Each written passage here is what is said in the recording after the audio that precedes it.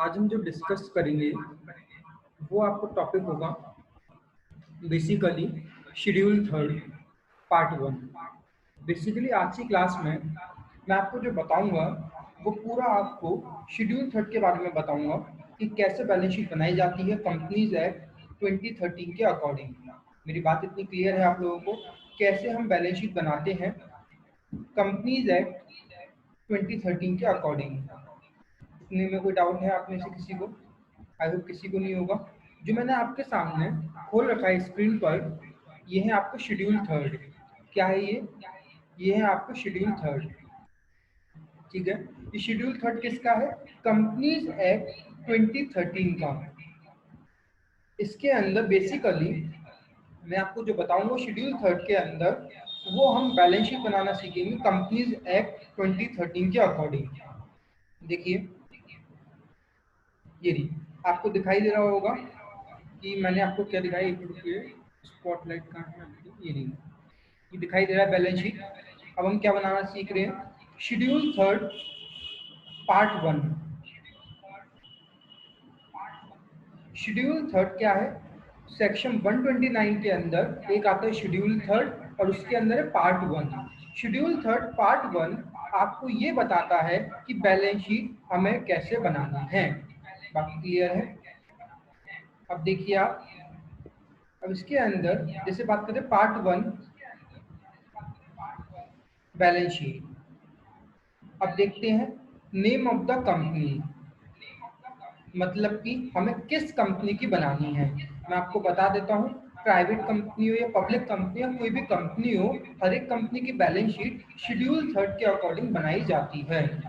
बात क्लियर है इतनी आपको? ओके, इसके बाद मेरी बात सुनना आप लोग। अब हम जो बात करेंगे जो हमारे सिलेबस में वो है पब्लिक कंपनी के पॉइंट ऑफ व्यू से हम बात करेंगे। देखिए प्राइवेट के लिए भी सेम बैलेंस शीट है और पब्लिक के लिए भी सेम बैलेंस शीट है।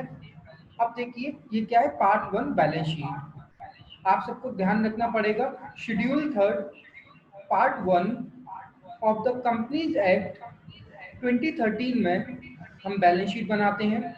उस बैलेंस शीट के अंदर पहले क्या लिखा जाता है कि कंपनी का नाम क्या है, बैलेंस शीट किस साल की बनाई जा रही है, मतलब कि बैलेंस शीट एज एट 31 मार्च 2021।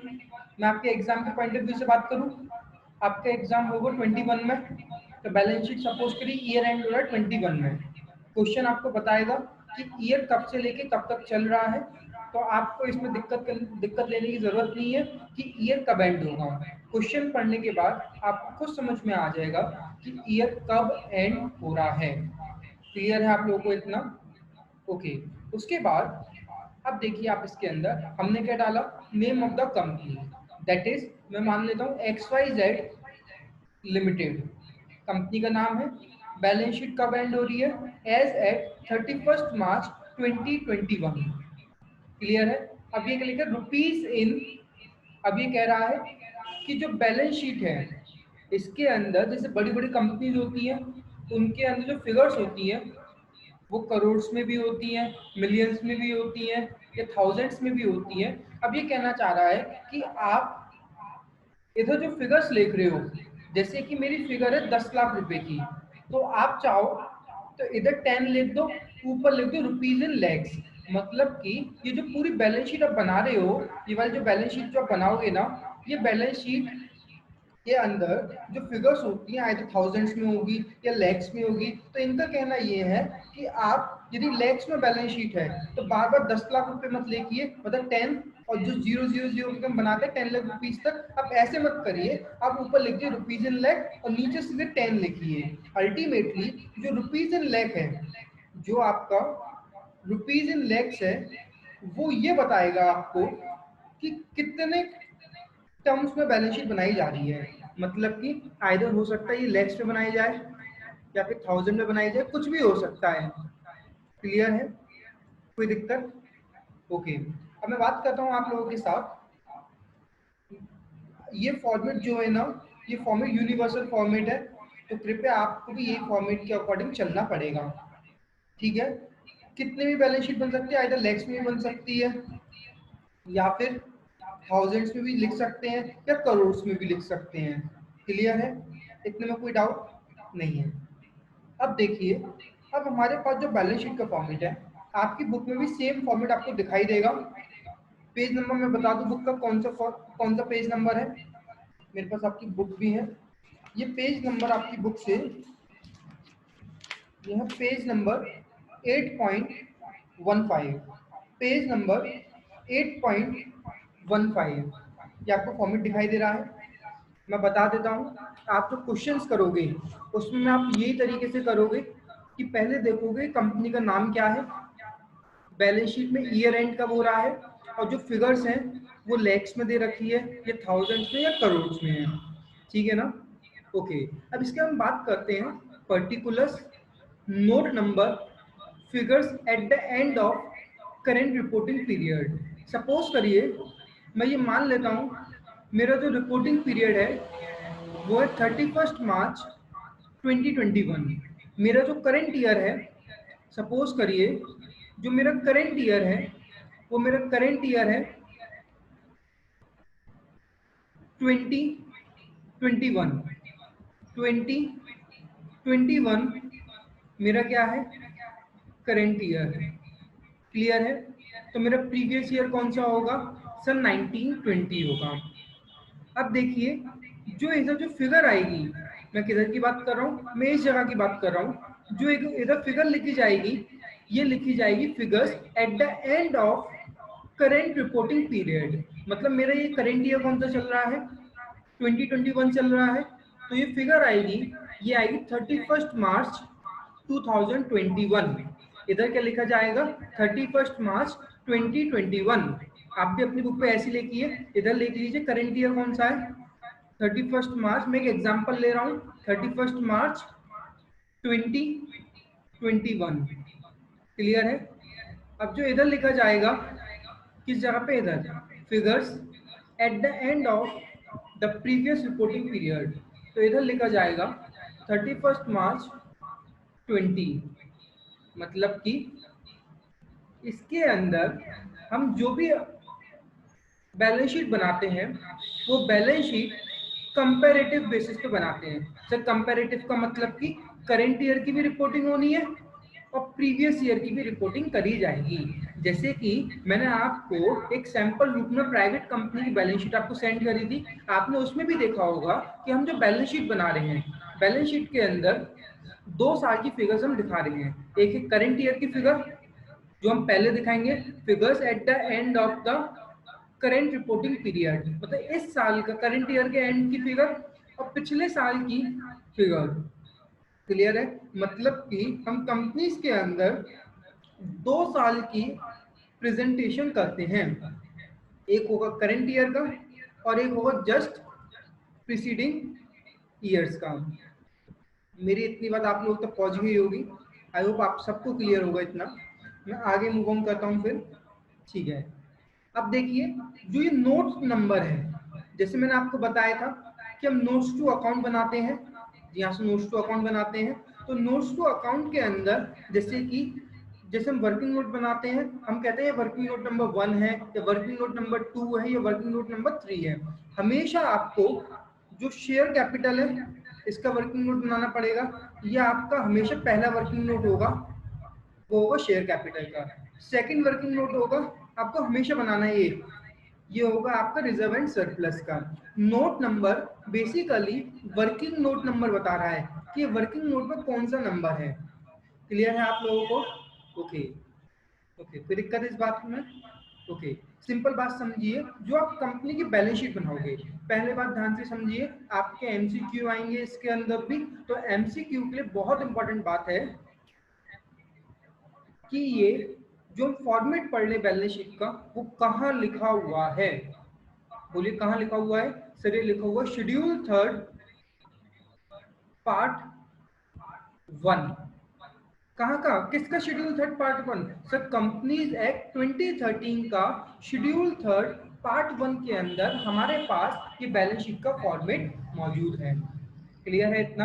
अब देखिए इस फॉर्मेट के अंदर हम जो प्रेजेंटेशन करते हैं वो करते हैं कंपैरेटिव बेसिस पे। सर कंपैरेटिव का आपका कहने का मतलब क्या है? सर कंपैरेटिव का मतलब ये हुआ कि हम इसमें करंट ईयर की फिगर्स भी शो करेंगे और पास्ट ईयर की फिगर भी शो करेंगे। पास्ट ईयर का मतलब ये है करंट ईयर 2021 है तो मेरा ईयर एंड होगा 31 मार्च 2021, तो मेरा पास्ट ईयर कब एंड होगा?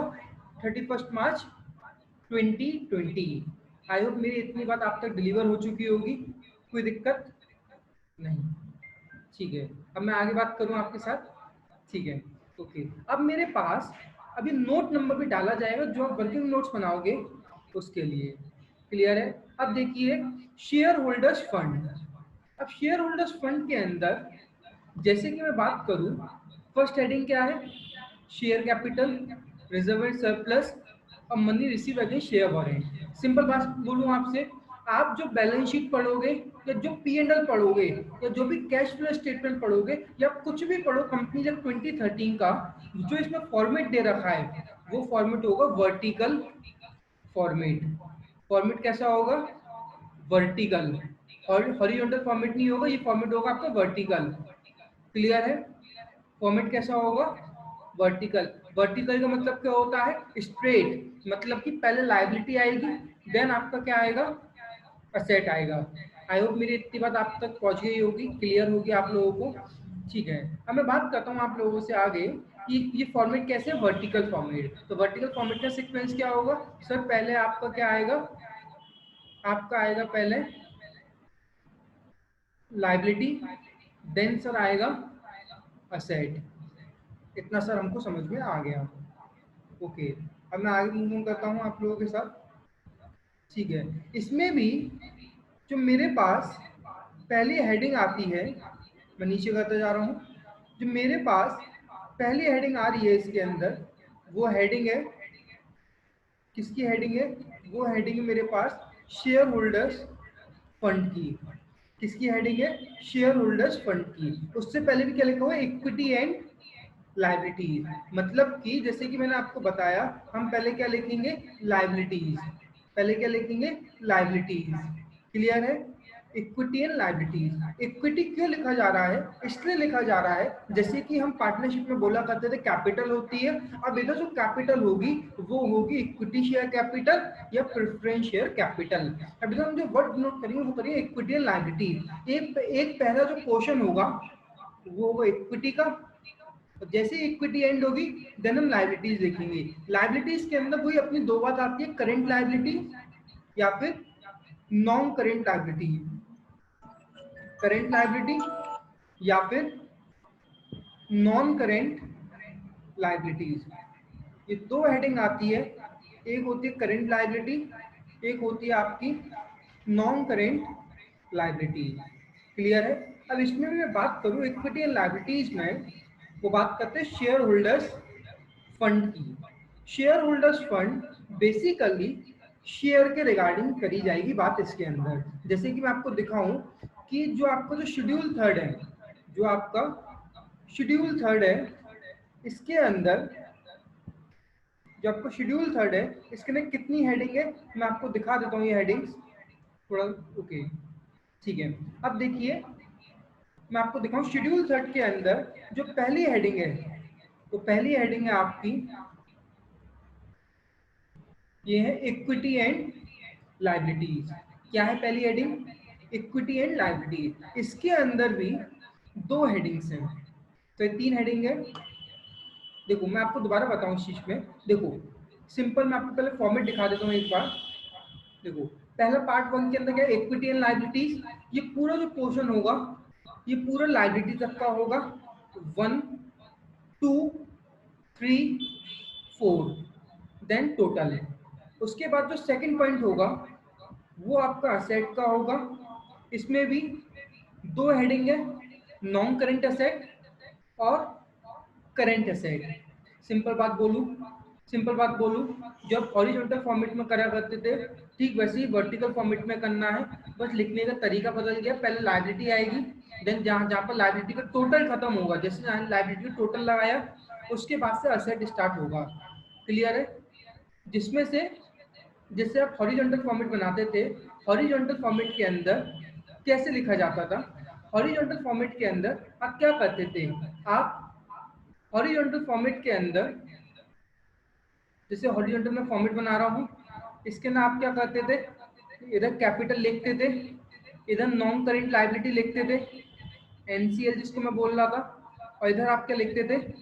करेंट लायबिलिटी, ऐसी तो लिखते थे, और इधर लिखते थे नॉन करेंट असेट, और इधर लिखते थे आप करेंट असेट। यही तो 5 कॉलम बनता था आपका। इसके बाद टोटल रख के बैलेंस शीट समअप हो जाती थी। मतलब कि यदि मैं बैलेंस शीट बनाऊं वर्टिकल फॉर्मेट से तो कैसे बनती है? सर 5 हेडिंग लिखी जाती है। एक होती है कैपिटल, एक होती है नॉन करेंट लायबिलिटी, एक होती है आपकी करेंट लायबिलिटी। मतलब कि 5 हेडिंग लिखी जाती है। एक होती है करेंट लायबिलिटी, एक होती है नॉन करेंट लायबिलिटी, और एक होती है आपकी सॉरी एक, देखो 5 हेडिंग है इसके अंदर। सिंपल बात समझिए इसके अंदर। अब हम जो वर्टिकल फॉर्मेट में पढ़ेंगे ना, उस फॉर्मेट के अंदर जो कैपिटल है, इधर कैपिटल को, इधर कैपिटल के अंदर एक आपका आता है शेयर होल्डर्स फंड, और एक आपका ये वाली heading simple, capital includes share holders fund and share application money pending allotment. Non current liability के सेपरेट हेडिंग हो गई ये वाली, देखो ये वाली हेडिंग हो गई नॉन करेंट लायबिलिटी की, और करेंट लायबिलिटी की ये वाली हेडिंग हो गई। क्लियर है इतना? सिंपल बात बोलूं, याद करने की कोई दिक्कत नहीं है, याद से आराम से होगा। 5 हेडिंग याद करिए जो हम हॉरिजॉन्टल बैलेंस शीट में बनाया करते थे। पहले capital, non current liability, current liability, non current asset और करेंट असेट। कैपिटल के अंदर इक्विटी के रिगार्डिंग बात आएगी, क्योंकि इधर कैपिटल मतलब इक्विटी शेयर कैपिटल या फिर प्रेफरेंस शेयर कैपिटल, सिंपल बोलूं शेयर कैपिटल। और जो कैपिटल है वो शेयर होल्डर्स फंड या फिर share application money pending allotment, ये कैपिटल के अंदर शामिल हो जाएगा। बाकी नॉन करेंट लायबिलिटी ये आ गई और करेंट लायबिलिटी ये आ गई। ठीक वैसे ही असेट के अंदर भी नॉन करेंट असेट और करेंट असेट है। आप देखिए असेट के अंदर 2 हेडिंग, नॉन करेंट असेट और करेंट असेट। अब मैं इसके अंदर स्टार्ट करूं आप लोगों के साथ। अब आप मेरी बात समझिए। अब मैं आपको ये समझाना चाह रहा हूं। अब जो पहली हेडिंग है जिसको मैंने आपके सामने मार्क कर रखा है हाइलाइटर से, देखिए क्या मार्क कर रखा है मैंने आपके सामने हाइलाइटर से। मैंने ऐसे कि शेयर होल्डर्स फंड मार्क करा है, शेयर कैपिटल रिजर्वेंट सरप्लस, तो मैंने इसको मार्क नहीं करा हाइलाइटर से। फिर मैंने नॉन करेंट लायबिलिटी को किया, लॉन्ग टर्म बोरोइंग्स को किया, फिर इसको नहीं करा है, फिर इन हेडिंग्स को किया है। जिसको मैंने हाईलाइट करा है, आपके क्लास 12 के अंदर जो आपकी ये बुक है, इसके अंदर जो भी फिगर्स होंगी वो सिर्फ इन हेडिंग्स के अंदर होगी। जिसको मैंने मार्क नहीं करा है उन हेडिंग्स के अंदर कोई भी फिगर्स नहीं होगी। तो आप चाहो अपनी बुक के अंदर बैलेंस शीट के फॉर्मेट पर, जिसको मैंने हाईलाइट नहीं करा है, देखिए फॉर्मेट पूरा याद करना है, फॉर्मेट के साथ कोई भी कॉम्प्रोमाइज नहीं करोगे। फॉर्मेट डिक्टो कॉपी पेस्ट आपको अपने नोटबुक में छापना है। एग्जाम के अंदर फॉर्मेट कॉपी पेस्ट छपना है, तो इस चक्कर में आपको फॉर्मेट के साथ कोई भी कॉम्प्रोमाइज नहीं करना है। लेकिन आपके इस लेवल पर जो फिगर्स होंगी वो सी पॉइंट के अंदर नहीं होगी। आप चाहो तो बुक के बगल में क्रॉस लगा सकते हो, जिससे कि आपको याद करने में आसानी रहे कि इसमें कभी फिगर नहीं होगी। देखिए C point money received against share warrant, इसमें क्रॉस लगा दीजिए, इसमें फिगर्स नहीं होगी।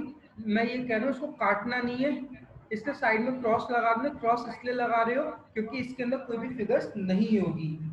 क्लियर है? हमें फॉर्मेट पूरा याद करना है, तो इसलिए काटना मत, साइड में क्रॉस लगा देना कि हमें इसके अंदर फिगर नहीं होगी। Second point, share application money pending allotment, इसके अंदर कोई भी फिगर नहीं होगी। फिर थर्ड के अंदर B point, deferred tax liability, इसके अंदर भी कोई भी फिगर्स नहीं होगी आपकी। इसके बगल में क्रॉस लगाइए, आप लगाते जाइए। फिर उसके बाद असेट के अंदर थर्ड और फोर्थ पॉइंट, असेट के अंदर थर्ड और फोर्थ पॉइंट, इसके अंदर भी कोई भी फिगर गिवन नहीं होगी। फिर देखो नॉन करेंट असेट के अंदर, फिक्स्ड असेट के अंदर कैपिटल वर्क इन प्रोग्रेस और इनटेंजिबल असेट्स अंडर डेवलपमेंट, इन दोनों के अंदर कोई भी फिगर्स नहीं होगी।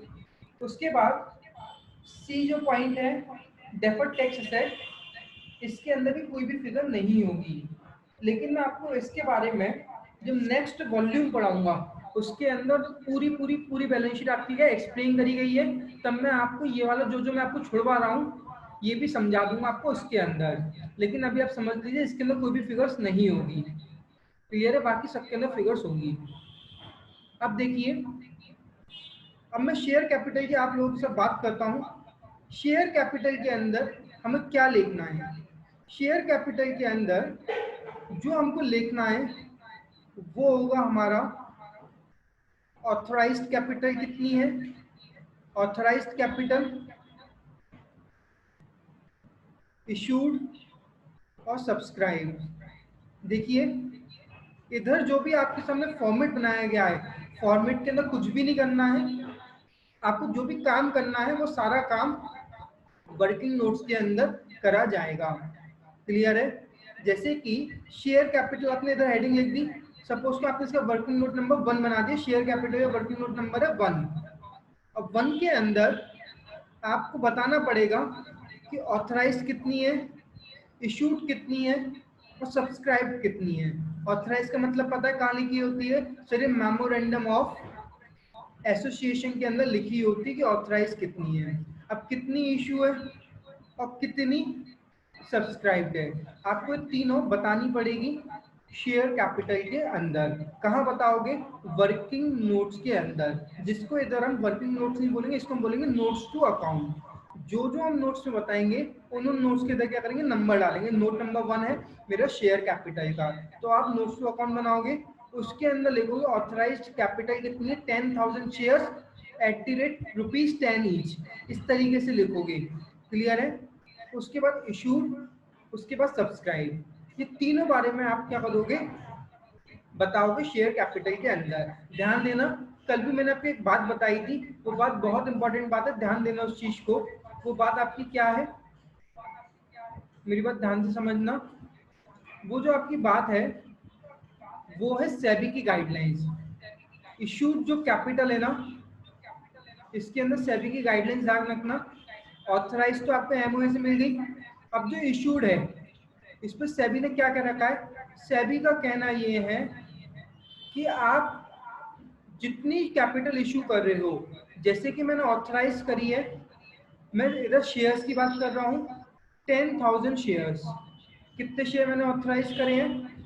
10,000 शेयर्स की मैंने क्या करी? परमिशन मांगी है। ये छोड़ो, 1 लाख शेयर कर लो। मैंने क्या करी है? 1 लाख शेयर की परमिशन ली है एमओए के अंदर आरओसी से। ठीक है? अब देखिए, अब मैंने जो इशू करा है वो इशू करे हैं शेयर्स 80,000। कितने करे हैं? 80,000 शेयर्स मैंने क्या करे? इशू करे हैं। क्लियर है? अब 80,000 में सेबी की गाइडलाइंस क्या है? सेबी का कहना ये है जितना आप इशू कर रहे हो उसका 90% किसका? इशूड शेयर्स का। जितने आप शेयर इशू कर रहे हो उन शेयर का 90% सब्सक्राइब हो जाना चाहिए। सिंपल बात समझिए, मैं आपसे ये कहना चाह रहा हूँ, सेबी का कहना ये है कि जितना आप शेयर इशू कर रहे हो, जैसे कि मैंने 80,000 इशू करा तो 90% कितना होगा? सर ये होगा आपका 72,000। कितना होगा? ये होगा 72,000। मतलब कि 80,000 में से 90% 72,000 शेयर कम से कम सब्सक्राइब हो जाने चाहिए। यदि 72,000 शेयर्स हो रहे हैं सब्सक्राइब तो आप शेयर इशू कर सकते हो। यदि लेस देन 72,000 है तो आप शेयर इशू नहीं कर सकते। बात क्लियर है?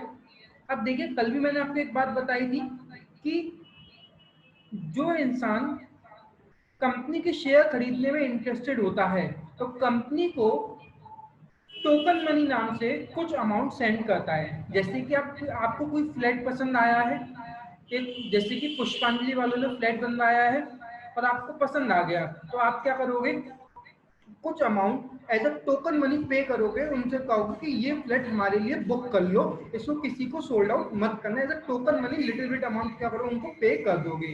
क्लियर है? ठीक वैसे ही यदि आप शेयर इशू करते हो, तो भाई जो इंसान इंटरेस्टेड होता है वो टोकन मनी के नाम से कुछ अमाउंट हमसे कहता है कि हम बुक कर ले उनके नाम पर शेयर। तो वो हमें क्या करता है, जो इंसान, जैसे कि जो इंसान है, जो भी इंसान है जो हमारे शेयर खरीदना चाह रहा है, वो क्या करता है, टोकन मनी के नाम से कुछ अमाउंट हमको उन शेयर के ऊपर क्या करता है, भिजवाता है। वो कहता है कि सर मैं आपकी कंपनी के शेयर खरीदने में इंटरेस्टेड हूँ, इसीलिए मैं टोकन मनी नाम से कुछ अमाउंट भिजवा रहा हूँ, ये शेयर कृपया किसी और को अलॉट मत करना, मुझको अलॉट कर देना। एज ए टोकन मनी ये हमें क्या कर रहा है, कुछ अमाउंट भिजवा रहा है। ठीक है, अब देखिए कंपनी कब शेयर इशू कर सकती है। सर कंपनी तब शेयर इशू कर सकती है जब कंपनी के जो सब्सक्राइबर हैं वो 90% या उससे ज्यादा हो, तो उस केस में कंपनी क्या करेगी, शेयर इशू कर सकती है। बात क्लियर है? यदि इन केस कंपनी के जो सब्सक्राइबर है वो लेस देन 90% है, तो उस केस में जो भी कंपनी के पास, सपोज करिए 72,000 शेयर मतलब जो पर्सन है 72,000 लोगों ने, या फिर सिंपल 72,000 शेयर्स कंपनी के बिक गए, मतलब 72,000 शेयर्स पर हमें टोकन मनी रिसीव होगी, तो मतलब कि लोग वो खरीदने को इच्छुक है, तो हम क्या करेंगे, शेयर अपने क्या करेंगे, मार्केट में इशू कर देंगे। सपोज करिए जो हमारे शेयर्स हैं, सपोज करिए जो शेयर है उसके ऊपर जो लोगों ने शेयर सब्सक्राइब करे हैं वो है 68,000। मैंने इशू करे थे 80,000 शेयर्स, लेकिन लोगों ने सब्सक्राइब कितने करे हैं सर, ये करे 68,000। तो बताइए क्या कंपनी शेयर इशू कर सकती है कि 90% का क्राइटेरिया पूरा हो रहा है? सर नहीं हो रहा। कंडीशन के 90% या फिर मोर, कि ये वाला क्राइटेरिया पूरा हो रहा है, नहीं हो रहा। तो फिर उस केस में क्या होगा, आपके पास जितनी भी टोकन मनी आई है इन 68,000 शेयर्स के ऊपर, आपको सारे रुपए क्या करने पड़ेंगे, वापस करने पड़ेंगे। इसको बोलते हैं रिफंड। रिफंड करनी पड़ेगी जो भी आपके पास क्या है, टोकन मनी। मतलब कि टोकन मनी का मतलब होगा जो इंसान शेयर खरीदने को इच्छुक है वो क्या करते हैं, कंपनी के पास टोकन मनी सेंड करते, कहते हैं कि हम कंपनी के शेयर खरीदने में इच्छुक है, कृपया ये शेयर किसी को मत देना। आप प्रैक्टिकल एग्जांपल ले लो, जो डीएलएफ होता है जो कंस्ट्रक्शन करता है, या फिर जो पुष्पांजलि है, या फिर कोई भी कंस्ट्रक्शन करते हैं, बड़ी बड़ी कंपनीज होती है कंस्ट्रक्शन की, जब भी वो फ्लैट बनाते हैं तो आपके घर वाले भी क्या करते होंगे, यदि वो खरीदते हैं तो कुछ ना कुछ टोकन मनी के अमाउंट पे कर देते हैं। टोकन मनी इसलिए पे करा जाता है जिससे कि सामने वाले को ये पता चल जाए कि ये खरीदने को इच्छुक है, तो ये फ्लैट किसी को सोल्ड आउट नहीं करें।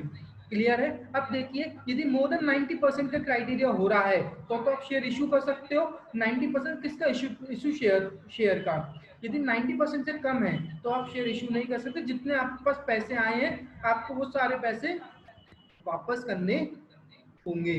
एक बात और ध्यान रखना, जो भी कंपनी शेयर इशू करती है, शेयर इशू करने के लिए कंपनी एक सेपरेट बैंक अकाउंट ओपन करती है। कंपनी क्या करती है, एक सेपरेट बैंक अकाउंट ओपन करती है। किस चीज के लिए करती है, शेयर के चक्कर में। यदि शेयर इश्यू हो गए, जो भी पैसे आएंगे वो इस अकाउंट में आएंगे। यदि शेयर इशू नहीं हो पाए, 90% का क्राइटेरिया नहीं पूरा हो, तो इस बैंक अकाउंट से क्या होगा, वापस करने पड़ेंगे। और कितने दिन में वापस करेंगे, हम जो वापस करेंगे वो करेंगे 15 डेज के अंदर। कितने दिन में करने पड़ेंगे वापस, 15 डेज के अंदर। क्लियर है? जब आपका सब्सक्रिप्शन के पूरा खत्म हो जाएगा, मतलब कि जो आपका क्राइटेरिया है 90% से यदि कम शेयर आए हैं, तो उस केस में देखिए यदि आपने शेयर इशू करे पब्लिक ने 90% से कम में सब्सक्राइब किया। जिस दिन आपको पता चल गया, अभी मैं आपको डेट नहीं बताऊंगा उस चीज के भी इस टाइम पर, वो बाद में बताऊंगा। आपको पता चल गया आप शेयर इशू नहीं कर सकते, आपको क्या करना है, वापस करने हैं। तो आप क्या करोगे, जिस दिन आपके शेयर पता चल गया इशू नहीं होने, उस दिन से लेके 15 दिन के अंदर ही अंदर आपको सारे शेयर पर जो टोकन मनी आई है वो रिस्पेक्टिव अकाउंट्स में क्या करनी पड़ेगी, आपको वापस ट्रांसफर करनी पड़ेगी जिस अकाउंट से पैसे आए हैं। ध्यान देना, जो भी इंसान इंटरेस्टेड है कंपनी के शेयर खरीदने में, वो इंसान ऑनलाइन ट्रांसफर करेगा बैंक के थ्रू। वो कैश में डिपॉजिट कैश नहीं देगा, ये ऑनलाइन ट्रांसफर करा जाएगा बैंक के थ्रू। आइदर आरटीजीएस हो, नेफ्ट हो या डिमांड ड्राफ्ट हो, कुछ भी हो, ये नेट बैंकिंग के थ्रू ट्रांसफर करे, डायरेक्टली ट्रांसफर करा जाएगा अकाउंट में। कैश का कोई भी सिस्टम नहीं होता है। तो माय डियर फ्रेंड, सिंपल मैं आपसे बात बोलूं, मैं आपसे ये कहना चाह रहा हूँ, जो शेयर कैपिटल है इसके अंदर आपको ऑथराइज के बारे में बताना पड़ेगा, कितना इशूड हुए शेयर्स वो बताने पड़ेंगे, और कितना सब्सक्राइब हुए वो भी बताने पड़ेंगे। क्लियर है? ओके, फर्स्ट पॉइंट क्लियर है। Second point, reserve and surplus, ये भी बहुत इंपॉर्टेंट हेड होता है। जो भी आपको, जैसे कि आप P&L अकाउंट बनाते हो, जो भी आपको नेट प्रॉफिट या लॉस होता है वो कैपिटल के अंदर ऐड हो जाता है as a net profit net loss. इसके अंदर कंपनी के अंदर ये बी पॉइंट के अंदर जो भी प्रॉफिट या जो भी लॉस होंगे वो सब लिखे जाते हैं। बस अभी आप इतना समझिए। अच्छा, एक चीज और बता देता हूँ, सपोज करिए जैसे मैंने आपको बताया था, ऑथराइज जो कैपिटल है वो है 10 रुपए की, और जो इशू कराया आपने वो क्या है, 12 रुपए में। जिसमें कैसे क्या इशू, 10 की तो शेयर ऑथराइज 10 की क्या हो गई आपकी, देखिए 10 रुपए क्या है कि 10 रुपए नॉमिनल वैल्यू ऑफ शेयर। अब आपने कितने में इशू किया, इशू प्राइस क्या, 12 रुपए। अब जो 10 रुपए हैं वो तो आपकी नॉमिनल वैल्यू हो गई, और प्लस 2। अब जो 2 रुपए हैं वो क्या होगा आपका, प्रीमियम। क्लियर है? वो क्या होगा आपका प्रीमियम। क्या होगा, प्रीमियम। अब देखिए, अब जो 10 रुपए है, तो 10 रुपए की जो ट्रांजेक्शन होगी वो आएगी शेयर कैपिटल में, और जो प्रीमियम आपको 2 रुपए से मिला है वो जाएगा आपका रिजर्व एंड सरप्लस में। सिंपल बात बोलूं, सिंपल बात बोलूं,